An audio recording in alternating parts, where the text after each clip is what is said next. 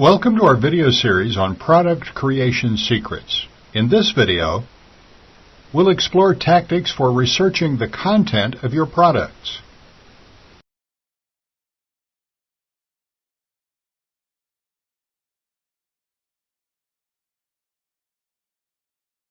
The first step in any product creation process is, of course, you have to know the product. If you're creating the product yourself, as opposed to outsourcing it, it's something you have to know, of course. For example, to date, as I record this, I've created around 45 products. And I must admit, when I started creating those products, I was not a particular expert in the subject, especially as now I put out new products on quite a time schedule. I put out at least one new product a month. So, to create new products every month, you have to start looking into new subjects and research subjects you may not be familiar with. And that's what I've been doing. And the tactics or technique and turning such research into a product has, I've honed it over the past few years into what I believe works pretty well. And so let me talk you through one such product. And you can see that I've opened up a product in Word. It's just called Product Planning Doc. And this was actually for the instant blog traffic product.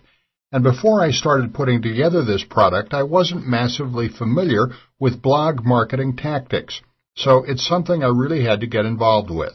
So I spent a lot of time researching this. And actually, if we skip this first section, which is really irrelevant,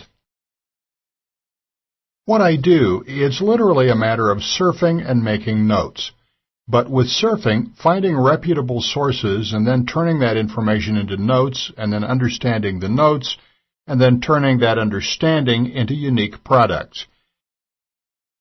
On any subject, there are often dozens of products out about it, so there's a huge overlap in the subject matter, a huge overlap in the information. For example, there are probably at least 100 products about how to set up a blog or how to profit with blogs. And those 100 products are not completely different from each other. They just present much of the same content in a different way. And that's what you're doing. You're basically taking the fundamentals of a subject matter and presenting them in your unique way. You aren't plagiarizing because this is publicly available information. You're just making it unique. So really, for example, some of the notes here.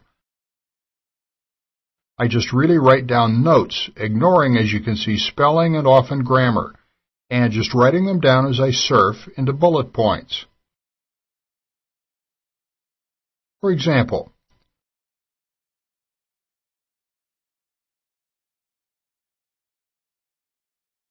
okay, I've opened up the browser here, and if I were to type in, for example, let's say, promote my blog,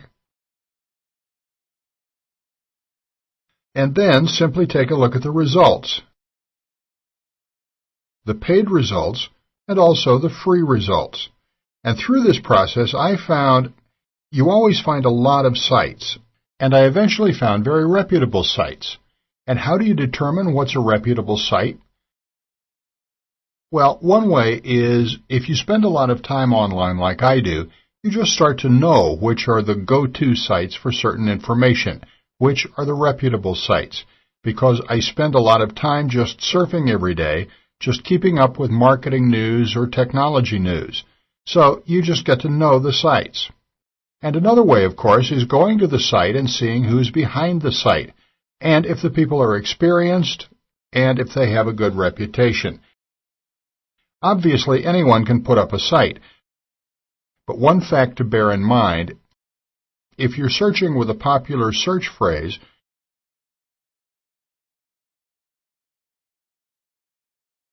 and the website appears high in the results, that's a potential clue that it's fairly reputable. That's not a hard and fast rule, but you can bear that in mind a little bit.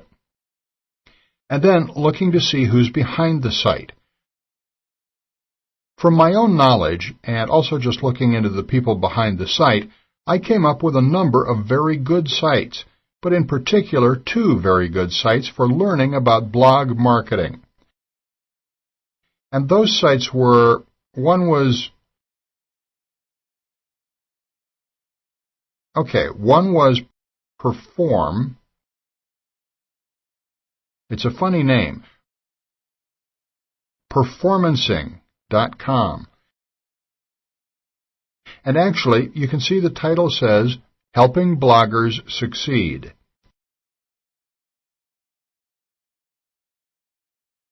And there's an awful lot of information. I probably spent 2, 3, maybe more days going through this and jotting down notes. And as you can see, I just write down really quick reminder notes that mean more to me when I read them. And then I can turn that into a product. Okay, and often what I've found after spending quite a bit of time surfing the sites, you find 1 or 2 posts that really, you might just find tips scattered throughout, but often you find just 1 or 2 or 3 pages that really cover the fundamentals in depth, and you can go through them and really get up and running with a subject quickly. And that can greatly help speed up the process of turning that information into a product. And the other one, which I found very useful, is ProBlogger.net. Okay, and it's a very good site, actually.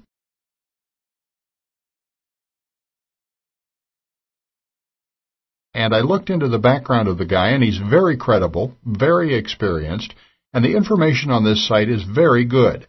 So I spent a lot of time looking through this site as well, so I could really understand the subject and the most up-to-date techniques. And I just made quick notes as I went along. And all these notes aren't these are all blog marketing tactics. For example, create useful PDF that links back to blog. That's one possible tactic. Create useful article that others can use to link back to blog. Make sure your blog has a hook or USP, unique selling point. Tipping point, which means when your blog reaches a certain level of popularity, it tends to take on a life of its own. Professional and usable design, and so on. So with all that in mind, when I felt I had enough, I kept reading through that, and I tried to turn it into the structure of a product. And this product is the Instant Blog Traffic product.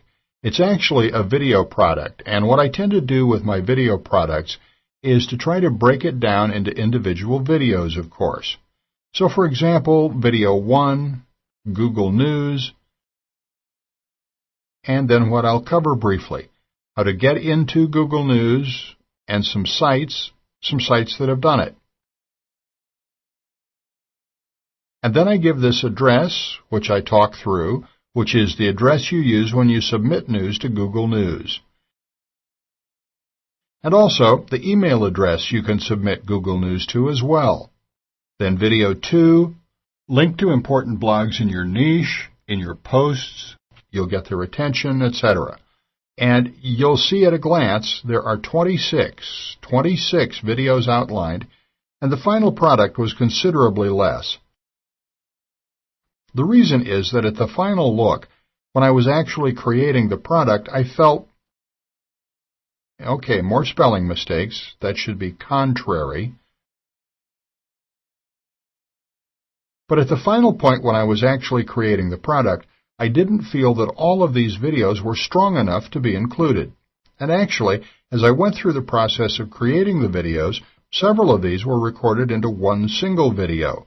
For example, I think the contrary hook and the attack hook I just covered in one single video. They didn't deserve to be in separate videos, in my opinion. And again, I felt that some of these were too weak to be in separate videos. So off the top of my head, I can't remember the exact number of videos I created, but I think it was around 10 or so. But it was considerably less than the 26 I had planned here. So that's how I go about researching a new subject that I'm not an expert in.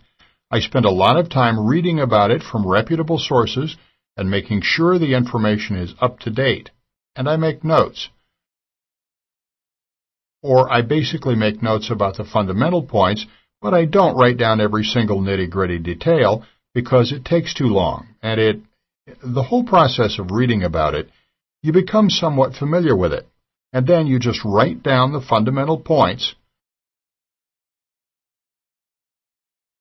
That's all you need to spark a reminder about the details surrounding that point.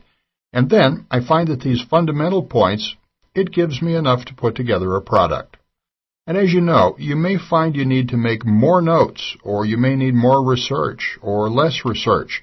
Or if you're already familiar with the product or the subject, you may not need to do some research. You may simply need to structure your thoughts. But that's an introduction to how I go about researching something I'm not familiar with and quickly turn it into a structure for creating a product.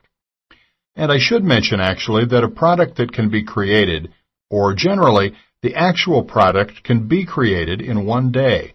But I should stress that if you aren't familiar with the product, you'll have to do research, and that can take anything from a few hours or a couple of hours to a week, depending on how in-depth you want to research it, how detailed the product is going to be.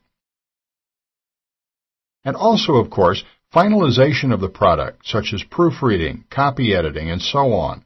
And I'm not including that as creating the product. I'm talking about creating the product as creating the bulk of the content. Proofreading and copy editing is really finalization to get it ready for publishing. So that adds extra time as well. So it really does depend on how well you know the subject, how in-depth you want to research the subject, and really how fussy you are about proofreading and copy editing, and whether you outsource it to a professional or do it yourself in any spare moments you have. So you can create products potentially in a day, or it may take 2 or 3 days, or it may take a week. It may take longer, but it really shouldn't. If you take too long creating a product, you're sinking a lot of your time into something you don't know is going to work. So I suggest you spend less time creating something that's good rather than spending a lot of time creating something that's fantastic, if you know what I mean. Then publish the thing that's good and just see how it goes. An often used example is Microsoft and Windows. The first version of Windows was 3.0. I can't remember when that was, maybe 1992. The first version I used was Windows 3.1, and if you compare it to Windows now, I'm doing this video on Windows XP, the difference is incredible. And it wasn't a fantastic product, but it was a good product, or good enough, shall we say. Then Windows 95 was good enough, and then Windows 98. Well, there wasn't that much difference between Windows 98 and Windows 95, and Windows 2000 was very good, actually. That was a very good product. And Windows XP was a very good product. But as you may have noticed, Microsoft very often releases a product, and then they keep releasing updates. So even if you finish a product, even if you finish a product, it doesn't mean it's necessarily finished, of course. Just get it good, or good enough to publish, and then you keep updating it if there's a positive audience reaction. You know, if people are happily buying it, and if you feel it's worth spending more time growing the product, perfecting the product, and keep marketing it. So that's an overview of how I research a new subject, and some points to bear in mind when going about the process of researching, creating, finalizing, and publishing your product.